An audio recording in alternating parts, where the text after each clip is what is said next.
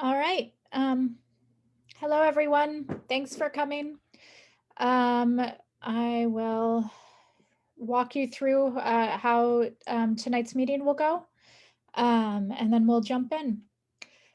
So let's see. So Dominica is going to talk about PTA board openings for next year. And then Betty and Vanessa, our treasurers, will give a presentation on the new version of the budget. And then we will, as a group, vote on that budget. Amanda Dillon will give us a brief introduction to the spring fundraiser. This is the alternative to the auction that we're doing this year. And then the rest of the time we will spend with Mary, who will translate more school reopening information for us. So first, I wanted to just take a minute to just sort of say that we recognize and support the members of our community of Asian ancestry, and we stand in solidarity against hate crimes and encourage all of us to be active participants in building a more just world.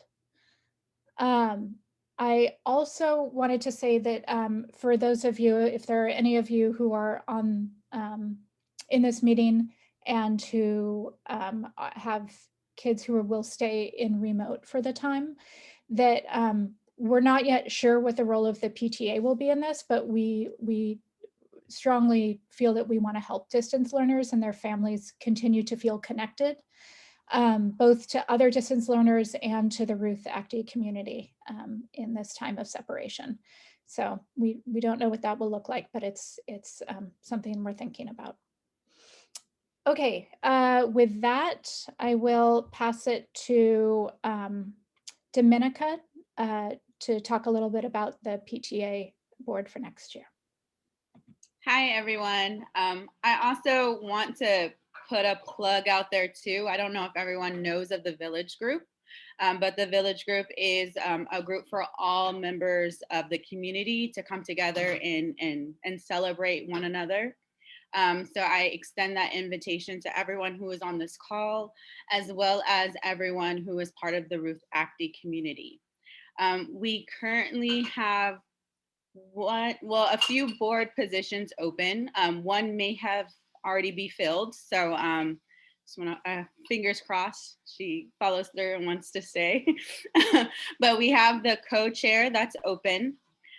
We also have the room parent coordinator that's open. And we have the role of the communication position that's open.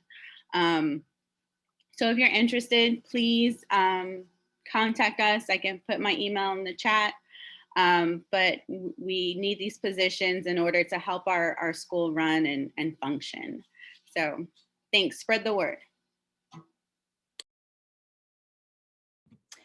All right, and with that, do we have Vanessa and Betty? Do you want to dive into the budget?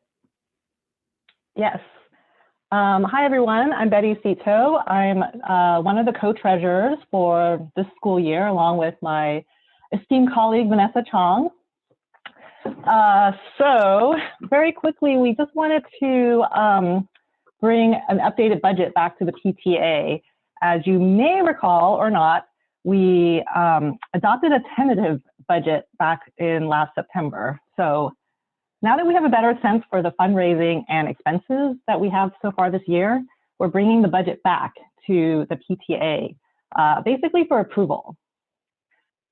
So Christine and Principal Mary had sent out this slide deck. So I think most of you have already seen some of the details related to the forecasted income as well as the expenses for this year.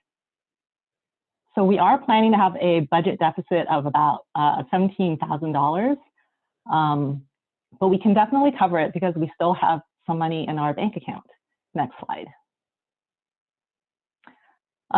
So basically, this is a quick overview of where the funds go. Most of it goes to core school programs like our PE, like literacy support, ELD, and other other programs like that. Oh, and also I think counseling. And then we also provide grants and some funding for teachers as well.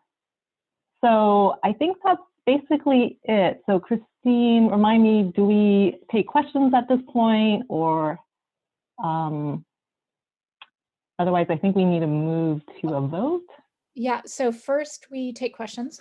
So if anybody has questions, please put them, let's just use the Q&A. And we'll wait about a minute to see if any questions come in. And then after that, we will move to vote, second vote, and so on. So if you have a question, please put it in the Q&A. We'll keep it open for about 30 more seconds.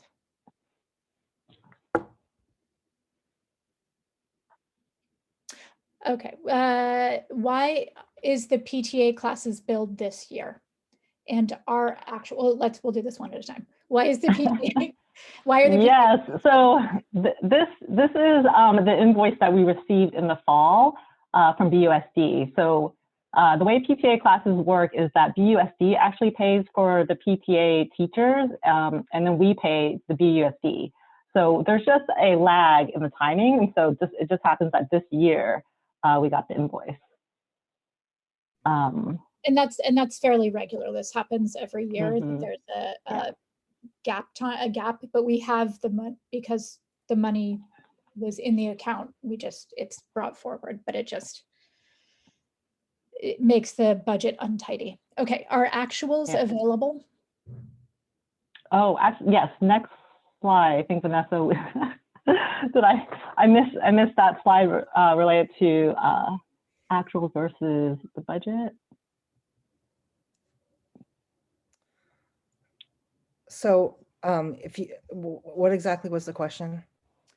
There was, are actuals available and income versus expensive versus budget? Yeah. So here's a kind of a snapshot year to date of actual revenues versus our budgeted revenues. So revenues on the revenue side, right now we're at about 60,000. And we've put out an ambitious goal of an additional 44,000. So about 42% more to raise to get us where we want to be. And then the second portion is the expense side of the equation. As you can see, we've already expended 94.5% of our expenditures for the year. And so, we have very little room to, kind of not hit our numbers and stay for the year at least in a cash positive situation.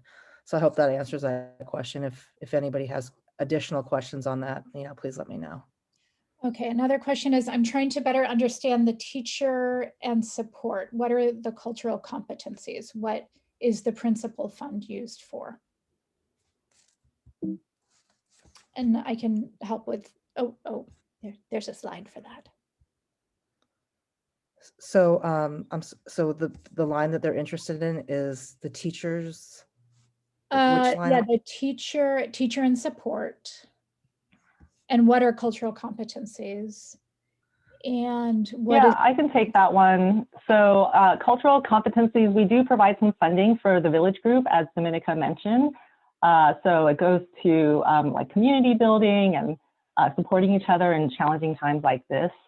So that's the cultural competency line item. And then the support fund. Yeah, I think the bulk of that expense line is actually teacher support funds. So when your children are receiving book bags, nylon bags, crayons, sometimes there's books that go out. That's what's comprised of the teacher support fund. And, principal funds are, just things that Mary requires to run the school. So I don't know if that's helpful, but that's kind of what that line is comprised of. And then what is the 4K for PTA programs if we don't have PTA classes? So this, I believe, is, we had set aside money for PTA scholarships if that was needed in the fall. And then the merchandise, which we ended up not needing that. It's still there. I think it will not be actually $4,000 though. Is that a fair characterization, treasurers? Yeah, I mean, I think like we had reserved aside for the budget about $2,000 for t-shirts for Ruth Acty. And again, you're not seeing the other side of the equation was the money that was raised, but for the budget purposes alone, like, exactly what you said, you know. Okay, one more. Why is our revenue budget so far below our expense budget? Why are we budgeting to clear out reserves? Why are we budgeting to clear out reserves? Was this a COVID exception year? Yes. Or do we always budget expenses above revenue? No, this is a very exceptionally complicated, frustrating I'd year. like to, it's an extraordinary year. We did the best that we could to cut all non-essential expenditures, which I think we did. And what we saw on the revenue side, as you'll see, kind of over here, is the giving campaign. We saw a fall off on that a little bit, on checks that were coming in. And additionally, we saw, we did really well on the walkathon. We more than comped that. But there's still, to your point, it's been extraordinary circumstances. And, like we did our best to cut all non-essential spend. And, I know people, it's a tough time out there right now. And so folks have, kind of donation wear and fatigue. But, the expenses still keep going. And that's, the beginning of the year when, the fiscal year, when Betty and I took over, we had planned to run a deficit because we knew that the next year and a half were going to be tough, tight years. So.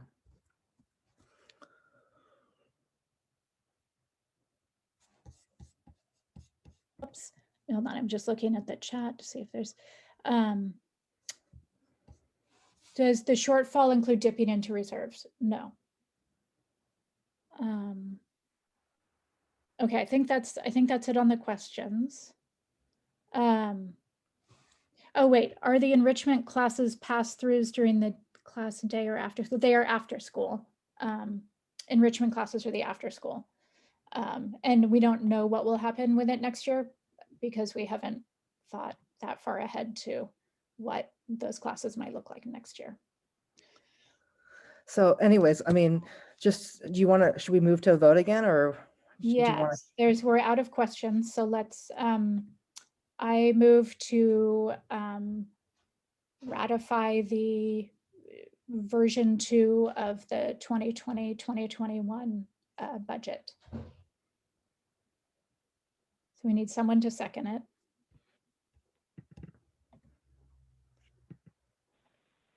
I second it. I was going to say it, but then I was like, wait. Okay, so now I will launch the poll in which we will all vote. Okay, does everybody see that? Okay, I see it's working. We'll leave it open for about 25, 30 more seconds.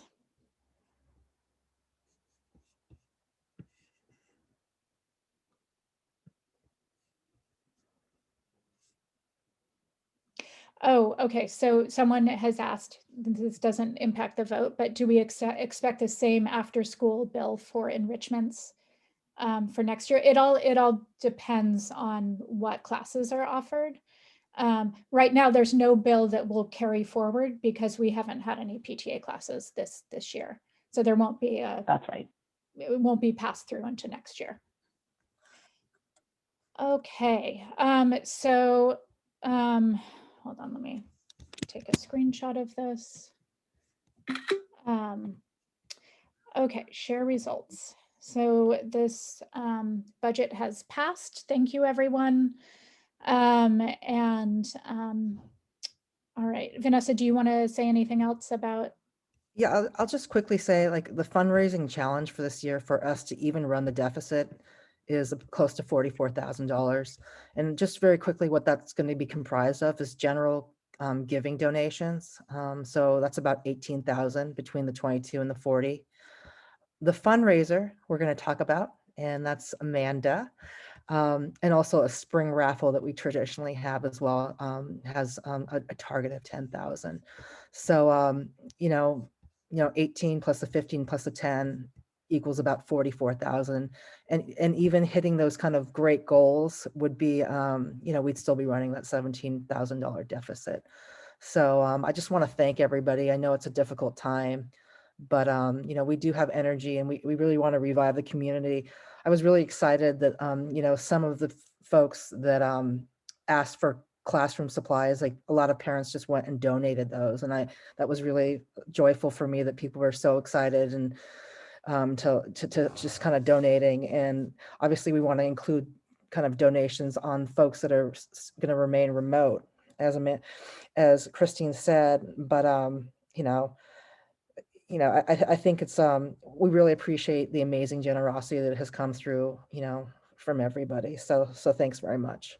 And with that, I'd like to let you know, like a lot of the stuff that the things are going to be spent on are things that we really need, which are like the staffing for, counselors, English development, Mr. Cohen, people love, some of it goes to defray, plexiglass, which is awesome because it keeps our teachers safe. And, so we're very thankful. And, with that, I'd like to introduce Amanda. Thanks, Vanessa. So I'm just going to talk for just very briefly, because I realize I am before Mary, and that's really who I think everybody is here to hear from. But I did want to just quickly debut what's coming up in terms of the next fundraiser. We obviously did not do the silent auction this year. To replace that, we kind of put our heads together, brought a bunch of folks who've been traditionally involved in the silent auction, and also those who were new this year, to come up with something different. And what we landed on was a fund a need type of fundraiser that we're calling Spring Forward Give Back. And it really is a way for us to be more transparent with our families, so you understand what it is that we need, what it is that you're giving to support, as Vanessa mentioned, things like PE, which includes then social emotional learning, which are things that we all know are going to be super important for our kids next year. English language development, our counselors, those teacher supplies, among other things. So, we were trying to figure out how to make this something that people could support and feel good about, especially now, given where many folks are in terms of the ability to give and the way that they've given in years past.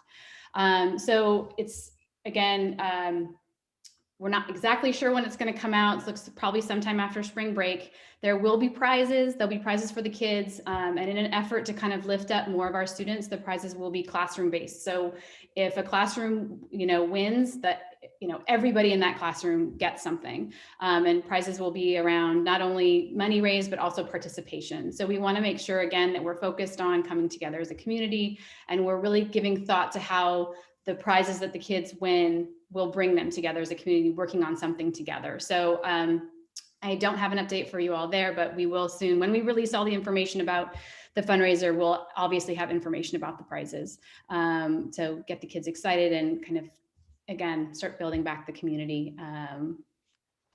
as soon as we can. So I'm happy to take questions. Also, if anybody has feedback or wants to talk a little bit more about what this is or get involved, feel free to email me, and I will put my email address in the chat.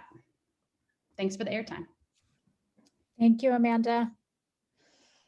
All right, Mary. Drum roll. Would you like to? I was good if Amanda wanted to keep going a while longer. Hi, everyone. All right, I'm going to do a screen share.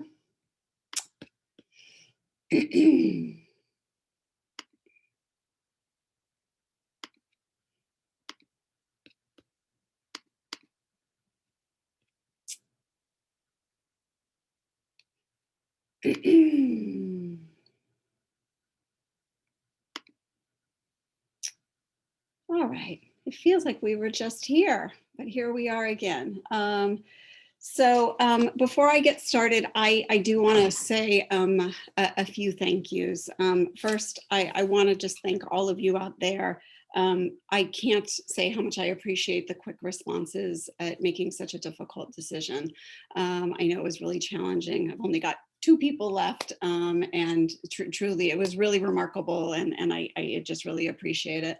I also just want to acknowledge the fundraising this year. It's very, very hard. It's very hard to be sensitive to what people are going through and also what they're not getting back from us right now. So I appreciate everything that that you are doing, and hoping that that will help us get back to where we want to be in the fall. I also just want to acknowledge, as I'm doing this presentation, a colleague, Shona Dickinson, who is our response to intervention coordinator, she is our scheduling guru, and none of this could be happening if I just didn't have her. She's such a partner, and so I just want to recognize her. And also our new secretary, which many of you will get to meet, Celia Flores Delgado, who is my tech genius, and also loves children, and she's going to love your children. So I can't wait for people to get to know her. And then I do really just want to encourage you to seek Dominica out on those PTA positions and be part of this for next year. I think it's going to be really exciting, and I think there's going to be a lot of great feelings for people being back in the building. So let me just talk a little bit what I'm going to talk about tonight. See. So I'm going to just go over our returning to school numbers, a little bit of distance learning information, which I know went out to you, but I do want to repeat some of that. I want to talk about what a COVID contact liaison is, but I am not going to be focusing on health this evening. You can, of course, ask questions, but I feel like I covered that a lot last week. We will be talking about what the morning health screening is, give you an arrival and dismissal schedule, sample TK through 5 schedules, and leave some time for question and answer. So as I'm going through this, you're like, no, wait, I want to look at that longer. You will get in your inbox this evening, in the next probably hour to an hour and 15 minutes, all of this information, not in this format, but in a much more user-friendly format. So please know that that is coming, and then this is also being recorded. So here we are. We have an enrollment of 410 students. We have 356 students returning, 54 distance learners, and about 86% of Ruth Acty students are returning to in-person learning. Apparently there was a Berkeley site article, which I have not had time to read, but we appear to be having more kids coming back on campus than any other site. So that's very exciting. So there is a little bit more distance learning information than there was last week. So the principal of the Distance Learning Academy is my colleague, Michelle Sinclair. She was the principal up at Craigmont, and now she runs the state and federal programs. She's very wonderful and very competent. So some of the priorities for the distance learning classes are matching current teachers and students if possible, keeping current classes together as much as possible, keeping current school assignments together as much as possible. And I think that also includes in the same zone. And then number 4 involves the two-way immersion program. So my understanding is you should expect to hear about your distance learning teacher assignments for the TK through 2nd by next Tuesday. So this is what the distance learning schedule is going to comprise of. Very similar to what you've been experiencing for the last year, with the whole class at 9 o'clock, group A's and B's at 10 and 11, going back to another whole class session at 1, and then specialist instruction at 2 o'clock. So it's pretty straightforward. So let's talk a little bit more about in-person learning. So what a COVID liaison is, I talked a little bit about this last time, is that myself and Celia, we sit in meetings every other week with the city of Berkeley. We go through a great deal of trainings and understand the protocols for if we have a COVID case, and what we would be doing with contact tracing and notifying families. So if you ever had any questions about any contact that your family or your child had, you could give us a call. We would talk through it. And then our district nurse, Julia Inglesby, is also there by phone. She's great. Every time I have a question, I can give her a call. All right, so this will be going home this evening. So I talked about your daily health screener that you're going to be using. It is going to be a bit.ly. And so you will, I actually haven't ever tried to do it in a training, I had a feeling. So it's going to look like this. You're going to enter your student's first and last name, the school. You're going to talk about whether a student was diagnosed with COVID-19, if there's been any close contact in the last 14 days, if your student has stayed home or been sent home because they were sick, and then they're going to ask about symptoms. So the one thing I want to repeat about symptoms is if you do have a child, for example, who has asthma or has allergies or a condition in which you might see something like this, shortness of breath or trouble breathing, or they have a cough, it would be great for us to have a note just so we can mark that those conditions are something that your child has. If you do mark yes to any of these, they are telling you do not go to school. And so if you forgot to do this health screening and we had to do it with your child and they answered this, we would automatically put a child in an isolation room and we would give you a call. And then you just submit that form after you type your name in. Now I'm going to have to stop sharing screen for a moment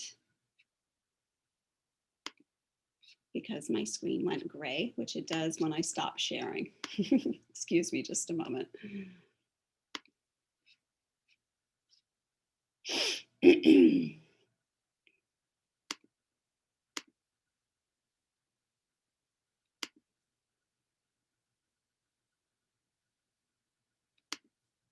Now I've lost my presentation. There we go. All right, let's try that again. Everyone's gotten so used to being patient with all the technology issues that come up. All right.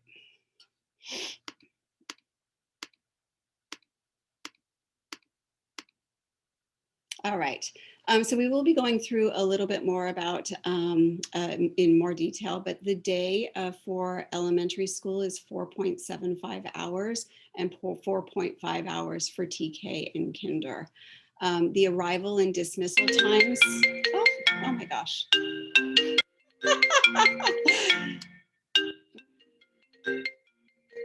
Nessie, your picture is in my way. That was my son calling. Sorry about that. I'm going to have to bawl him out for that. Oh, everybody wants their son to call, right? Actually, my son was sitting in my office most of the day because he's visiting, and the only way he can see me is if he comes and sits in my office. All right. Thank you for your patience. All right. All right, let me go back. So the arrival and dismissal times are going to be staggered using the 4 exits, which I had mentioned before, but I have more details about that. All right, so you're going to be getting this evening, you will be getting a few things. You're going to be getting an arrival and dismissal schedule that looks like this in a chart. And you can see that we will be using the black gate entrance on Rose, the green gate entrance on Rose, our stairs, and our old entry when I first started working here that we were using that's at the office. And we will be using 15-minute increments to get students into the building. the same place that you're entering your child, you are also picking your child up. So the classroom teachers upon dismissal will be walking these stable groups out and dismissing students. So you will also be getting a handy dandy map, because Miss Celia is very helpful in doing this, and you'll be able to find where the class is with these entrances for both the arrival and the dismissal. So one big plea that I have is that's very important is when you've said your goodbyes to your child, it's very important that you get in your car or your bike or your feet or however you've come, and you actually leave the area right away. This will do two things. One, it will allow for parking for the next group that's coming in.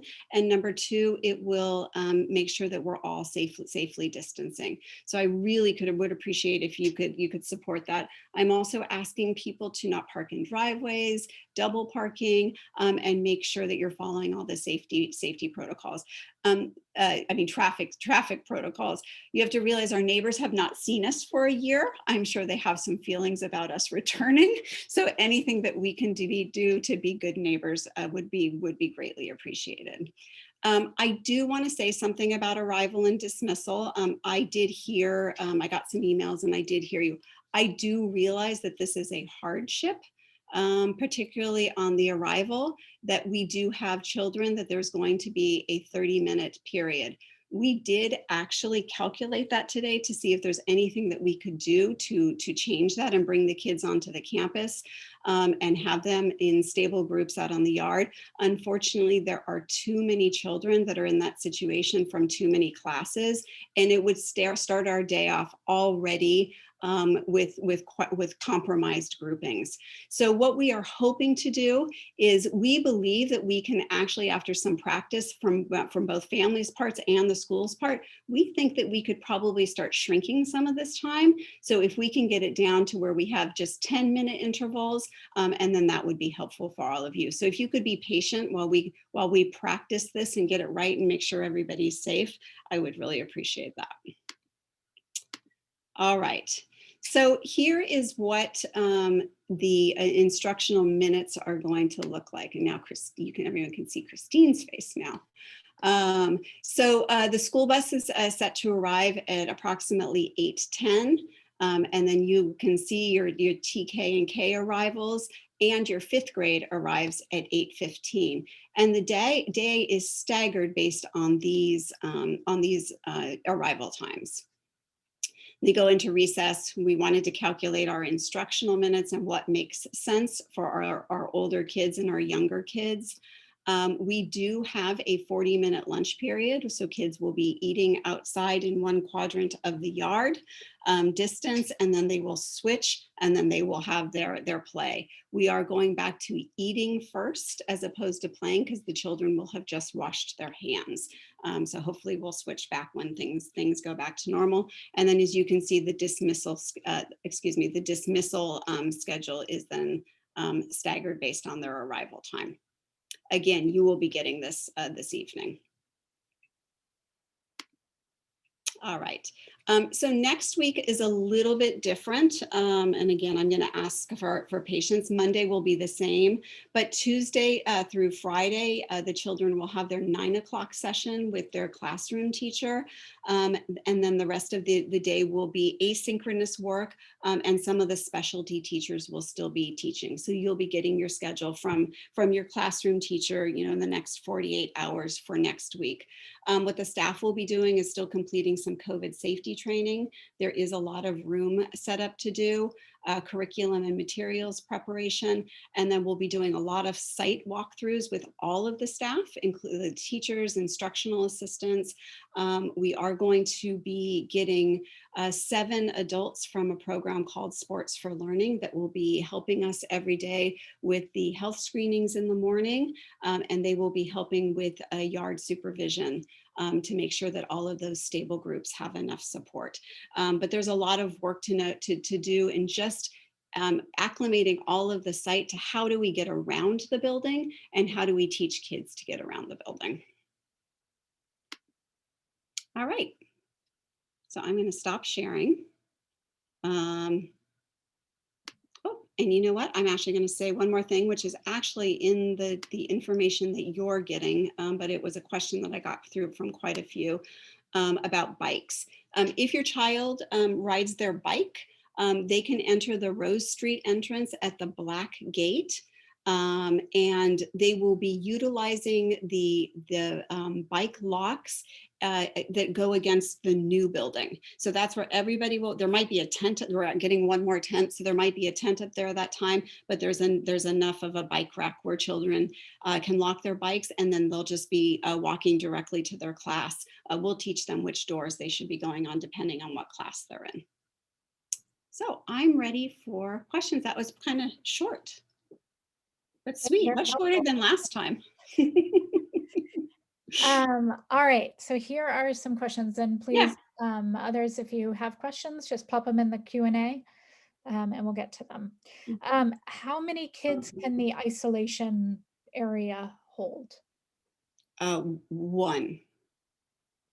I mean, there's one room for a student with isolation. There is another room very close to that where we could isolate another student if it happens to be that we need to isolate two. Okay, what happens, how will late arrivals be handled? Like, what happens if you miss your window? They'll have to come to the office. Now, we will probably, it'll take us a little bit of time to clean up the health screening because there's going to be a table, there's going to be plastic. So those 4 entrances will have some moments. So if there's staggered people coming in, we'll still be able to get them through those entries. Once those exits have been closed, because we will still be closing exits like we usually do, then they would actually have to come in the office. If it turns out that we have enough late arrivals in a day where this is an issue, we might even consider putting a table out where the materials are right now so that families aren't having to walk into the building. Okay, so the first district email said the school day would be 5.5 hours. Any idea why that changed? It didn't change. That was a mistake. It was never 5.5 hours. I'm actually not sure where that came from.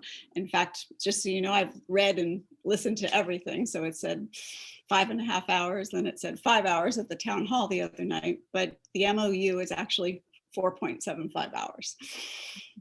And I apologize for that. It's very embarrassing for me as well. And so all of the principals have had to do a lot of clarifying, and we've been working, at a lot of this schedule development. So that's been very challenging. Okay, let's see. Can you talk a little bit about how lunch will work with the cohorts? Sure. So we have 4 identified spaces. If you're a family that's familiar with the campus, we have the little kid yard, we have the grass area, we have the kind of the climbing equipment and basketball area, and then we have the turf. And those are the 4 spaces that we're identifying as the 4 quadrants. There will be 3 classes eating out at a time and 3 classes playing at a time. So the places where students will be eating and spaced will be along the benches that are under the window in the K1 hallway, the small turf area that is over by the swings. That is actually, I'm saying small, but it's large enough to house kids at a distance. And then we're creating in the wood chip area over by, well, now it's a giant tent, but over there, we're going to be putting benches and logs and creating another kind of more isolated eating area. So there will be classes out playing. So they'll eat, the bell will ring, the classes will play. They line up on the yellow dots that are painted on the yard that are 6 feet apart. They'll be going in, and then we'll be switching out the next cohort to go do the playing. So we'll have a cycle. At the same time, we will also have one of those play groups we are reserving, because we'll be having PE classes that will be rotating through those. That will be another isolated group on the yard. Is Wednesday still a short day? I guess that's the full question. No. Okay.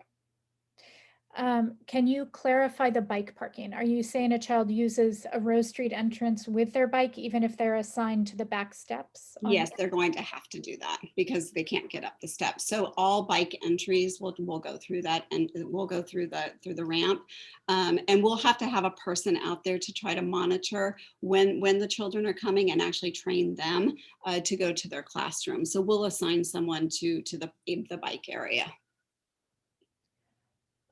What is the protocol if a child is either infected or had contact with someone who is infected in relation to their class and teacher? Can you repeat that? Sure. What is the protocol if a child is either infected or had contact with someone who is infected in relation to their class and teacher? Those are two different. So if a child is infected, and has been on the campus and had contact with the class, then the class would actually be quarantined, and so that would spur our quarantine protocol, in which we contacted the city of Berkeley, the district nurse. There are letters with information about what families do, and what the quarantining process is for that class. And they would come back in 14 days after the quarantining period. Is there a temperature check at entry? There is no longer a temperature check required at entry. Okay. Is the health screening is online, not a printout, right? Yeah, and the health screening is no longer an app. It's just, when you get it tonight, in my email, you can just click on it, and it's much easier. We don't have to worry about having your emails or anything else.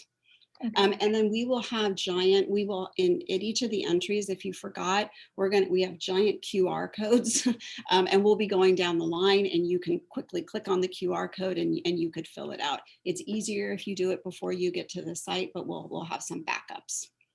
Okay, so it's daily and it's submitted online, and people could do it on their way to school. It doesn't have to be a particular time prior to arrival. It does not. No, and you can do it really early in the morning. I mean, we do it every morning. You kind of get into the habit of doing it. We've been doing it ever since we've come back into the building. A distance learning question: will distance learners still have library, PE, science? I know they're going to have some of their enrichments. I don't know if they'll have all of their enrichments. Okay. Sorry, I feel like usually I do a better job arranging them by topic, and I'm okay. I can make the mental change. If a class is quarantined, do the students join the remote school? They don't join the remote school. So if a class is quarantined, and that included the classroom teacher, if the classroom teacher is not sick, the classroom teacher would start teaching that class in distance learning. If the classroom teacher is sick, then we would have a substitute that would teach that class in distance learning. Okay, hold on. You're answering additional questions as you go. So let's see. My daughter wants to know if there will be safe opportunities for kids to take mask breaks during the day if they need it. Yeah, we're talking about that. I will be honest that on the yard, when we are going through the lunch recess schedule, there will be quite a few children out on the yard. But during the morning recess, there could be fewer transitioning. If they're in after school, there could be time, but there are people that there are groups that are doing like step away, take off your mask, and they kind of fling them around for a minute and then put them back on. But if we do that, we have to meet all of the health and safety protocols. We haven't been doing it with the kids that are alive. Occasionally a kid will say, I need to take a break. And they step away, they do that, and then they put them back on. And I will admit, I've been playing with the kids running. And when I'm running with the mask on, it is challenging. And so there have been moments that we've all had to step away and pull them down, get breath, and then put the mask back on. running with the mass is very challenging. Okay, do you know yet if music and science will happen for person kids? I do. So science will be happening. So music will be happening, but the in-person music will not be happening in an instrumental way. They will be teaching a music class. I don't know what the curriculum for that is going to be. And then what they are doing is they are offering the instrumental music lessons to children in the afternoon. So once they've gotten home, they will have a clarinet time and you can log on and you can do clarinet. But in person, it's going to be a different kind of music curriculum. Okay, I have found a group of questions. They are about food. What will lunchtime look like on a rainy day? Lunchtime will be in the class on a rainy day, and the children will have to pull down their masks in the classroom. Will students wash hands after eating and before playing? Do the students have sinks in their classroom to wash before lunch? Yes, so there are sinks and they've all been equipped with automatic faucets now. We didn't used to have that, and automatic paper towel dispensers. So they will be washing their hands before they eat. They can wash their hands before they eat and go to play, but that will be with hand sanitizer. My second grader is very used to snacking throughout the day now. Mine too. Not my second grader. Yeah. Any advice about prepping her to come back? Yeah, it's interesting. We just had this conversation today with a teacher whose child is at home snacking all the time. Yeah, I think it's going to be, so one is I would recommend a big breakfast. The children will be eating their first, the breakfast snack at the recess. So when you look at that schedule this evening and you look to just kind of monitor how much time, you could probably start talking to kids a little bit about that, maybe practicing it. If kids are absolutely starving, we have talked about letting a child at a time go into the hallway to try to eat some food, but we are going to have to monitor that closely. It's going to be challenging for kids. I know I'm hearing that kids are snacking through all their Zoom sessions, and so it's going to be different. But if you could help by making sure kids are really eating a really healthy, good breakfast in the morning, and then we'll do our best to keep making sure that kids are at least fed. And we do have some of the schools, we're going back to a 30-minute lunch, and we couldn't do that. We need our little guys have never been in school before. I mean, it's my favorite time is the first few months when TK and Kate can't get any of their containers open, and they need a lot of time to eat. And so we're recognizing that for some kids, this is going to be really new. So we did build in, as much time as we could in such a short day. If the arrival time is 8:15, does that mean instruction starts later? No, instruction time would start then. So is that the kids are not going to be out on the yard. They're going to be going directly to their classrooms. What mechanical ventilation, hold on, it moved. Where did it go? What mechanical ventilation system will be used in the classrooms? So I've sent out a lot of, if you're asking that, you haven't been reading my very complex emails that I've been sending out, because I can't explain it. I can tell you a few things. So we have MERV 17 filters. I don't have one in my office right now. We have MERV 17 filters in all the rooms, and we have a new ionization system, which is very high tech. We have new filters that are installed also within our ventilation systems, and there will be open windows. So there's a 4-tiered approach to clean air. And there's a parent, I'm sure he's on this call. He asked me that question a week ago. He's someone who knows about these things. And I sent him my cut and paste of what I gotten from facilities. And his response was, that's better air quality than I've seen anywhere in the world. So I'm sensing that they're doing something right when it comes to the clean air in the classrooms.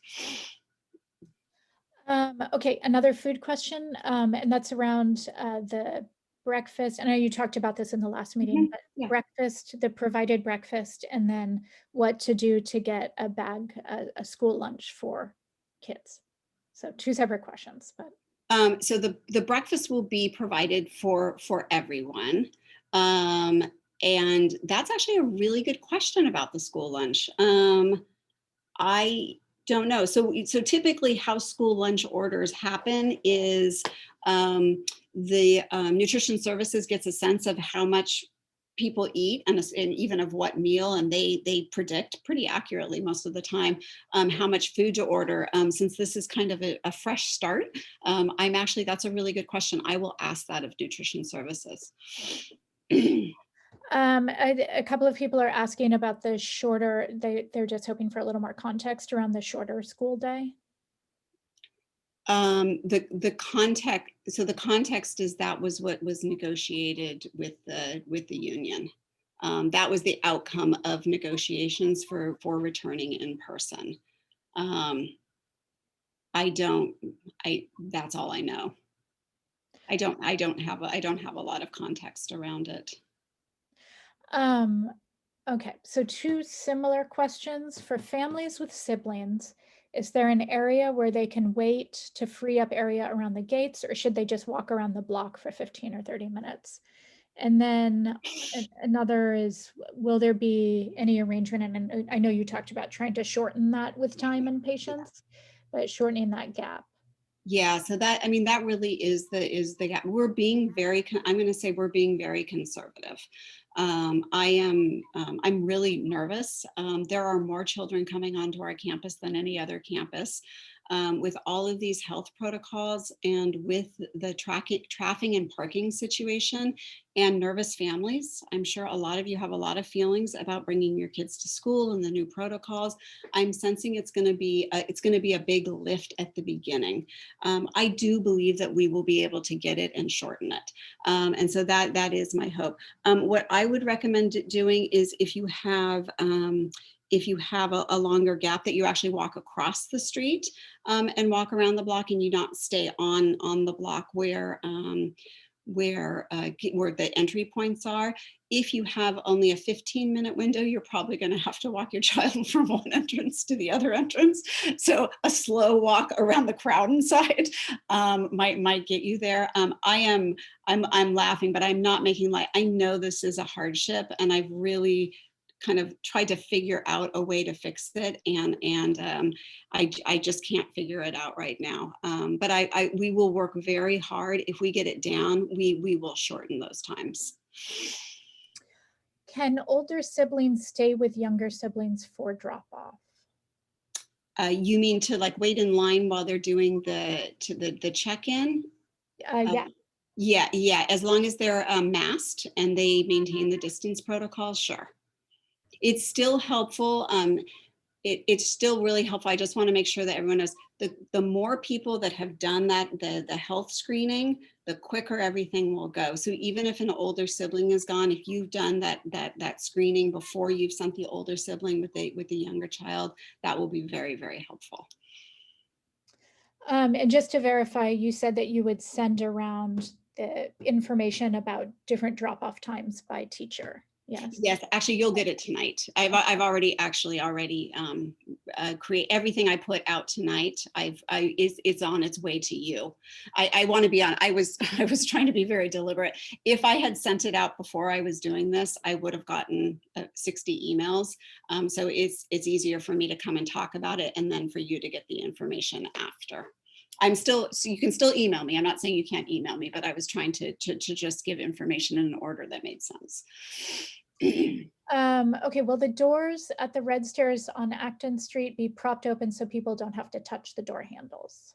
No, we can't do that. It's safety for children. Okay.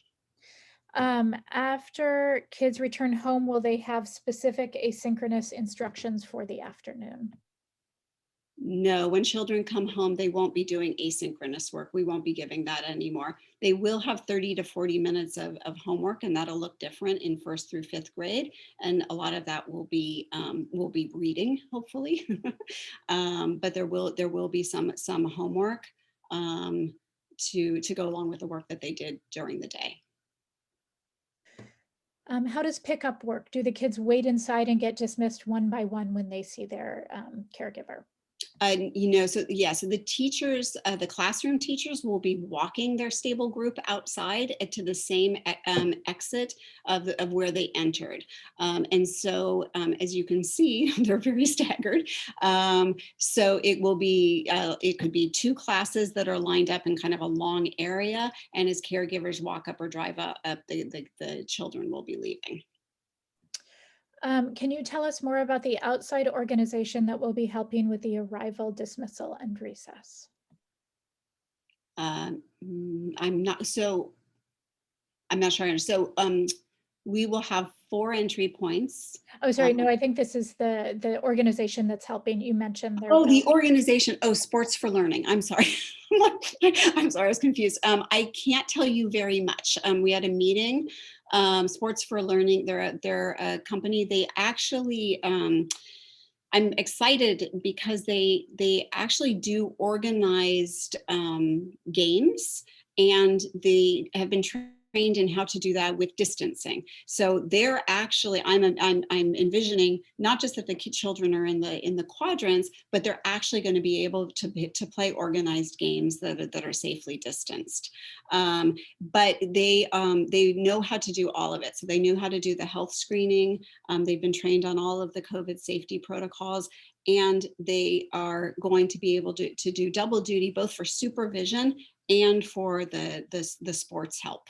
So I actually don't know how we would be doing this if we weren't getting some extra hands. So I'm very excited. They are coming next week to get their kind of job responsibilities and take a tour and get to know the school. Okay, another, is this a drop off or a pickup clarification? Hold on. So a parent needs to wait with their child until the teacher comes. Can parents help can parents help other parents who need to drop and go? Yeah, I should be clear. Parents don't have to wait. That is completely up to you.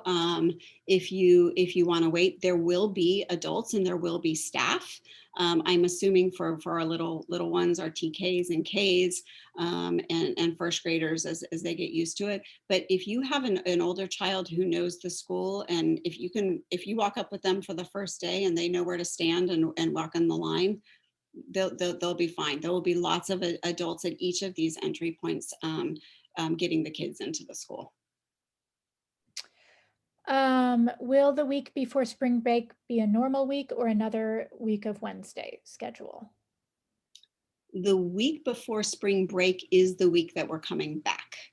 So it is the March 29th week. It's our first week launch of the TK through second graders coming. So it's going to be that first week of that schedule. So I think maybe this is a question from a 3rd through 5th grade parent. Oh, I'm sorry. Yes. So for 3rd through 5th grade, yes, your 3rd through 5th grade teacher is still going to be doing what they're doing now with the same schedule and asynchronous work, and specialties might start shifting a little bit because specialty teachers are now straddling live instruction and distance learning. So you might see a little bit of an alteration in that, but you should have a pretty intact distance learning schedule that week.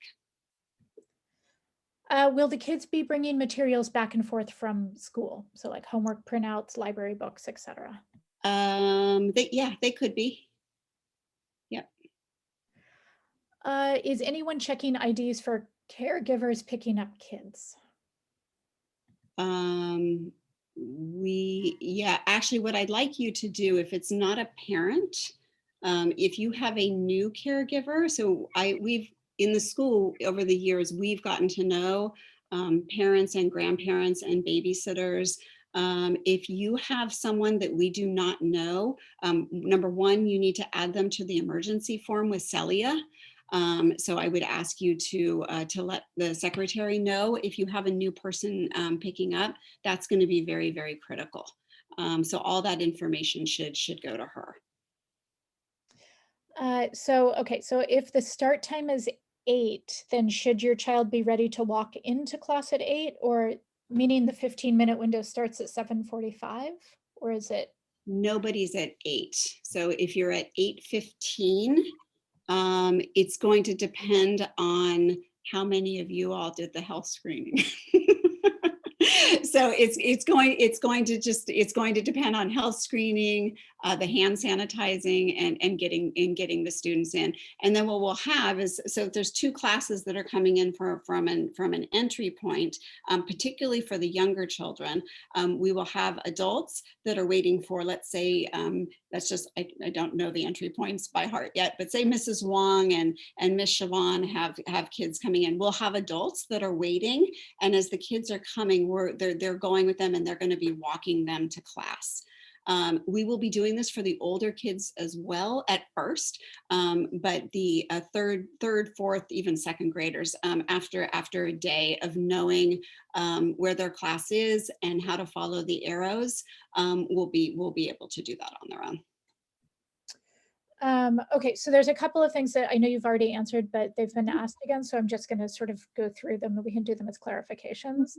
So Wednesday has the same start and dismissal time as the other days, correct? It's not a short day. Okay, I'm going to say yes, but now I'm second guessing myself on Wednesdays, and I know I should know that, but I am almost certain it has the same start and dismissal time. Okay. I'm so used to Wednesdays being different that it feels a little strange to say that, but I'm fairly certain they're all the same. And then in terms of getting the screening done, it's okay to do it like in the car as you're dropping off. It's instantaneously delivered, so it's not. Yes, absolutely. It goes right to us. Okay. Okay. How will substitutes work if a teacher is absent? They will just substitutes. Well, so we are continuing, even though most of us have been vaccinated, we will continue to have COVID tests every 2 weeks, and that includes the substitute population for BUSD, who also had the opportunity to be vaccinated. So we will be utilizing subs in the same way that we would utilize them during a school year. So speaking of testing, is there any more information about COVID testing for kids? Yes. Well, yes. So we're using a company called PMH. Ruth Acty was supposed to actually pilot that this week, but it did not come together. The high school have used them for the athletics, the children who have been doing back for conditioning athletics. So that's the company we're going to be using. It's a big lift. I'm going to be really honest. The paperwork for just getting all the families to understand the paperwork that is affiliated and what we need to do is a little bit challenging. It also requires us getting health card information, which is not something that we typically collect. So the district is working on systematizing that. I will tell you what we envision it's going to look like is that when PMH comes for the families who have signed up for the testing program, the nurse will be with a cart going through our schools and working with the kids in the hallways to give them that test and the staff at the same time. So they were just here today. They did our staff testing. So we're used to the cycle, but adding students and particularly the paperwork and just getting kids all registered is going to take a little bit of time. Could you talk about what teachers will be doing to help ease the transition in the first few days and weeks for kids going back in person? Yeah. I can't. So there's a lot of discussion about what we're going to be doing with that. We are having a training with Gabe Fredman next week.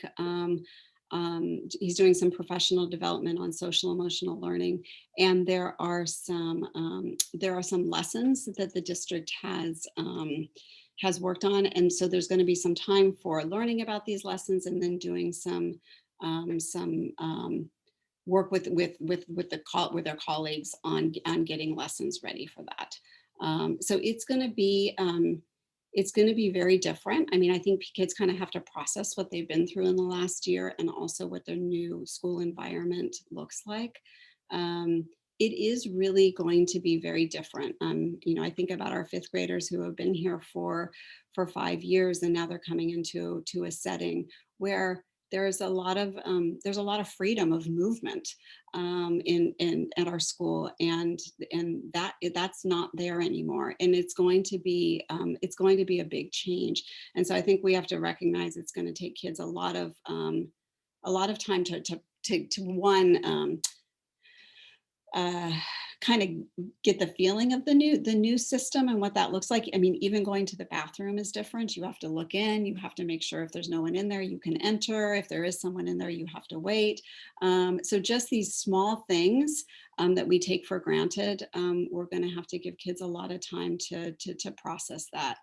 I will say we've had some new kinders coming on.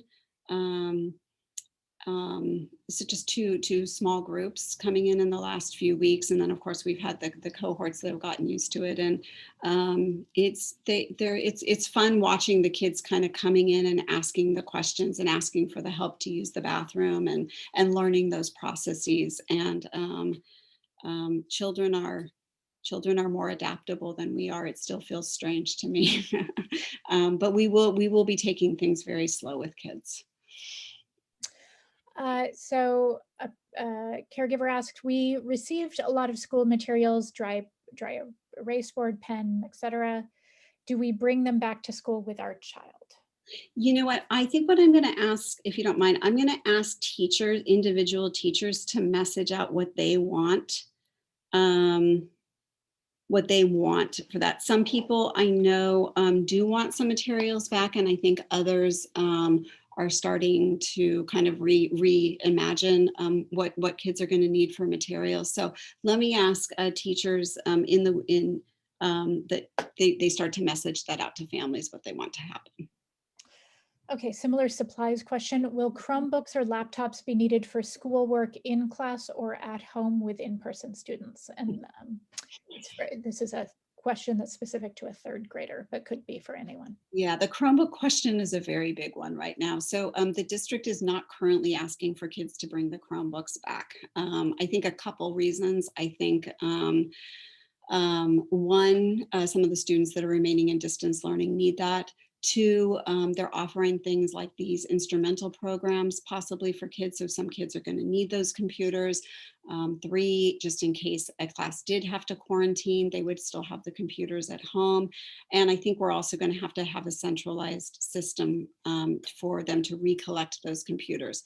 The technology has been here. They are promising us 3 complete carts again, because we are going to still need computers for various work, and even some distance learning that even kids that are still in the building might still need to be doing with interventionists or special education teachers. So we are gonna have some computers, but for now, if you can hold tight until the district has made an announcement on what they're gonna do to kind of gain the Chromebooks back, I'll let you know. Okay. There are some questions. How can we support you and the teachers and staff? And what do you need as far as parent volunteers for the start, during the start? Yeah. And what do parents need as far as COVID testing to be able to support you? Yeah, I'm kind of making up on my own rules, I want to admit, but maybe shouldn't do that in a large town hall. So I had put out a request for volunteers. Thank you for all of you who volunteered. And then I got wait, hold on. And it was about COVID testing. I think the district is trying to create a COVID testing system for people who want to volunteer. I think Berkeley School volunteers and plus family volunteers. So I think they're working on that. That's why I have kind of quietly been asking people if you want to volunteer, if you could go get a COVID test. And I've had people that have been willing to do that and come in and have been helping with bulletin boarding and gardening. And so that's kind of where I am right now. If you want to get a COVID test, it would only be for next week. Once the children are on campus, we can't actually have volunteers on campus until we get some really solid guidance about what that means. But I am imagining when I have a minute next week, there's going to be a lot of facilities work and some more signage and kind of the detail work that we need to do with the entering, exiting, and the yard time, and just the flow of that, and really training staff. What I imagine is but you're all gonna want to be bringing your kids, and you're all going to be nervous, but I am worried about traffic. I am worried about just safe parking practices and children crossing the street safely. And these are things I don't think I need COVID tests for, but if anybody was willing to kind of be one of those persons that wears the orange vest, and it's sometimes it's hard saying things to families when they're making maybe not a good safety decision outside the school. But that is something I think we can get away with that without the current protocols that they haven't, and the district hasn't announced yet.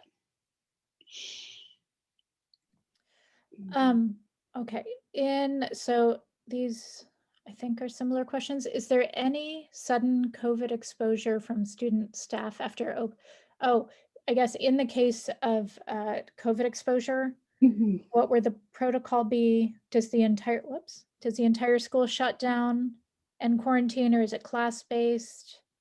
And then in the case that it keeps happening, is there a contingency plan for closure again? Yeah. So if your child or anyone in your family has a close contact with COVID-19, the first thing I'm going to ask you to do is call myself or Celia. And then what we're going to do, we're going to right away call the nurse. Every case is different. And so she gives us the questions that we need to ask about the exposure, the distance. And so then we make a determination about if it's primary exposure, if it's secondary exposure. But a COVID case in the school does not shut the school down. Depending on that case, and again, whether the exposure was in the class, that would dictate whether we had to quarantine a class. There is a certain amount of COVID cases that you would need to be considered an outbreak that would close a school. And like I said last time, I actually don't know the exact numbers. They actually have changed over the course of 6 months. But one COVID case will not shut the school down. And I want to be honest for everyone. The city of Berkeley, when I started doing the trainings, they said to all of the these are meetings with lots of educators, private and public schools in the city of Berkeley, and they said it's not if you get a case, it's when you get a case. We have had a case, and it was if we have the safety protocols in place that we've been talking about. We hope that case is isolated, and that class or that exposure is isolated, so it's not spreading. And I'm pretty confident that what we're doing and what we're planning, we're following all the protocols. I'm pretty confident that we can do that. Will we see our teachers at drop off or pickup? So you will see the teachers at pickup, but you won't see them at drop-off. What teachers are going to be doing at drop-off is, which is going to be hard for them, I know, they're going to actually be waiting in their classrooms because the children could be coming at a little bit of different times, and we're going to need to walk kids to their class. There needs to be someone in the class to receive them. So that's what they're going to be doing in the morning, and then they will be responsible for the exiting of the class at the end of the day. So you will see the classroom teacher at exit. Okay, so speaking of, just one more clarification. Mm-hmm. If somebody has if somebody has an 8:15 start time, they shouldn't arrive at 8:15, they should arrive before that? The idea is that no, 8:15, or a few minutes before, yeah. But we'll start letting students in at 8:15, as close to 8:15 as you can show up. That's great. Will there be crossing guards at Sacramento and Rose crosswalks? I hope so. It's a question I've reached out to the police department, who is in charge of the crossing guards, but I have not heard yet. With siblings 30 minutes apart, can one child wait in their classroom early? I can't do that right now. That's that would be actually a union issue. Okay, hold on, let me scroll up a little bit. Will the playground equipment be wiped down and sanitized each day? No, we're not. We're being told we don't have to do that. Now, I should be clear that yeah, we won't be wiping down the playground equipment. We will be washing hands before every time that we go outside to use any equipment, and washing hands when we go back in. Okay, I think we've done it. I think we have answered all of the questions. All right, and then hopefully when you get my information, and as more as I get more information, all of keep putting things out. But tonight's information is going to really concentrate on those arrivals, dismissals, schedules, transportation. If you need transportation, the health screening, and so I'm hoping all of that information will be really useful for you. Well, thank you. This is that was a lot of questions, and you answered them all very well and very clearly. And it's interesting because it was a different set of questions than last week. So who knows what questions we're going to have for you next week?